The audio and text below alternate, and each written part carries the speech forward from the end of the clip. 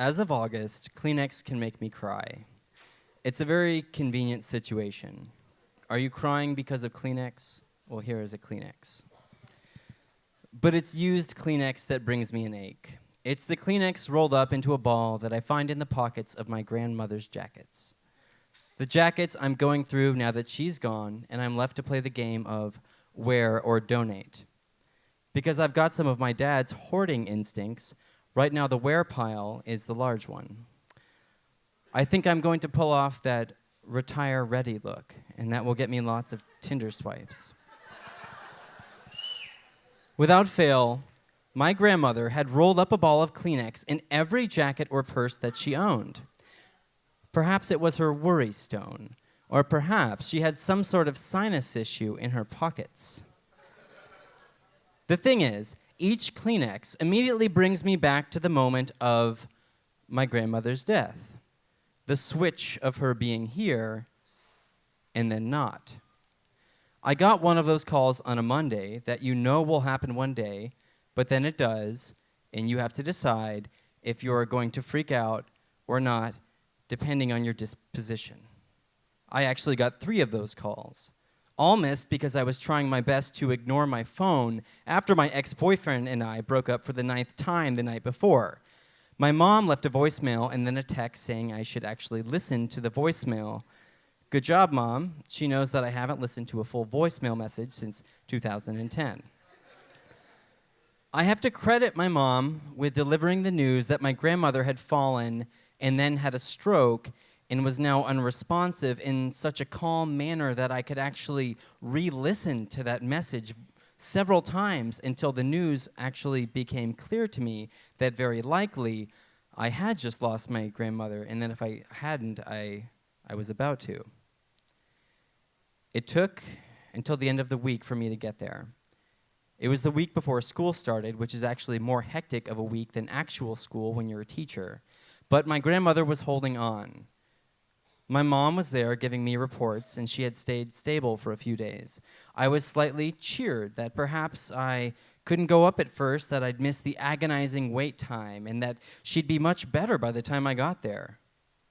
Unfortunately, stable is something they will say even if you don't really look alive.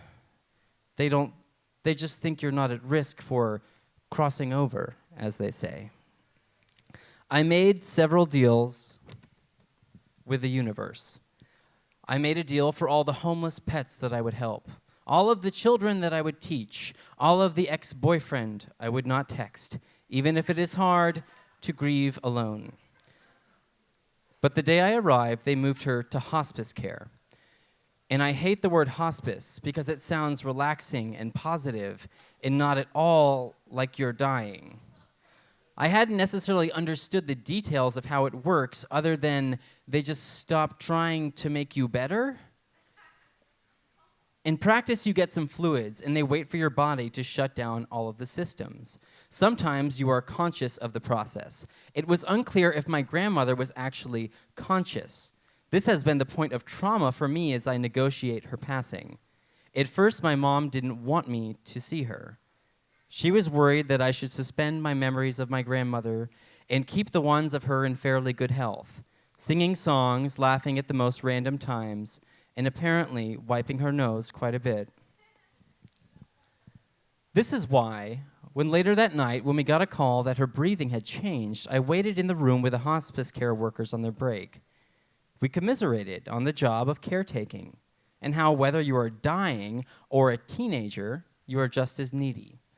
We laughed about how it might be inappropriate to be watching the Chopped marathon in a hospital while they wait for people to die and respond to calls ranging from pain to the bathroom.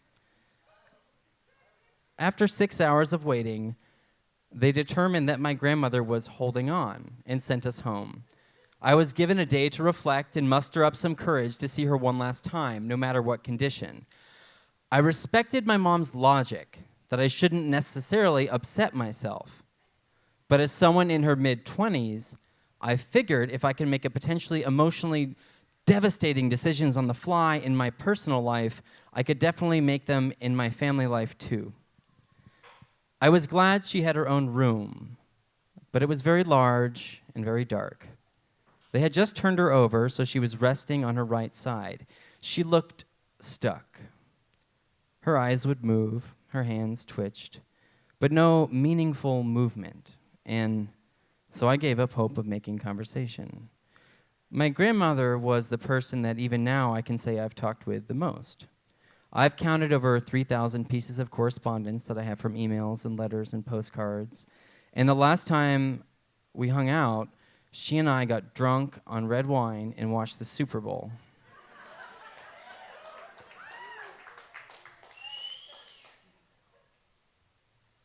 I sat for a long time until I could see that she was crying. But I've done some research, and it had prepared me for this, so I wasn't alarmed. When you are dying, crying is merely physical. Your body is shutting down, flushing out. Still, it was comforting to not be the only one crying in the room. The final call the next morning. I was supposed to fly back to Houston so that I'd be in the classroom on the first day.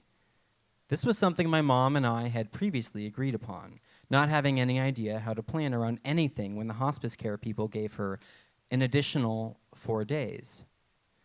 We used some other logic in the decision. My grandmother was a school teacher, and it seemed like something that she would suggest. Plus, it appeared grandmother wanted to accommodate this choice as well. Sorry. 1 hour before my mother drives me to the airport, the hospice worker calls and says her breathing has significantly changed. My mom has me call a taxi for my trip to the airport, and we make our way quickly to the care center. My grandmother's rasps can be heard from the hallway. They are loud, like she is making each breath as precious as the last, and the rasps turn into rattles. I'm not making decisions, so I wait. Outside, 20 minutes pass. The taxi will be here soon. I find a jacket in the car that used to be my grandmother's and put it on, even though it's 90 degrees outside in the Florida morning, and I am freezing. I almost text that ex-boyfriend just so I would have a different problem on my hands. Finally, Margaret, the youngest of the care workers, asks me if I can come into the room. My mother has asked for me. The taxi driver calls. He's going to be late. It is creepily obvious where I am supposed to be right then. Margaret explains that it is abnormal for death to take this long. Somehow I'm not surprised. My grandmother really enjoyed her life. Really wanted everyone to enjoy life, so I was not surprised. Some people, when dying, prefer that their loved ones are all together. Some people prefer to die alone. It was apparent my grandmother had waited for both my mother and myself to be in the room together. Margaret made one final suggestion. We should play some music. So my iPhone speakers crackled out, "It is well within my soul," through my OtterBox. She was just looking, exhaling, alive, and then not. And I realized I was gripping something in my pocket. I was ripping it to shreds with my fingernails, and it was a little ball of Kleenex that wasn't mine, but was just what I needed. I can't quite get that memory out right. Maybe because I didn't dwell in it. I stepped outside after with the taxi driver calling. I just wanted to get back to Houston and away from this reality where I didn't have a grandmother. 35 minutes after my grandmother's time of death, I had a boarding pass. It was the same day Robin Williams died, making August 11th a really shitty day for most everyone. I unpacked the last box of hers the other day, and I found the last Kleenex and put it back where I found it. I think I'll carry these little reminders despite their devastating emotional triggery. It turns out it is also comforting to have little reminders of death rolled up in tissue. Thanks.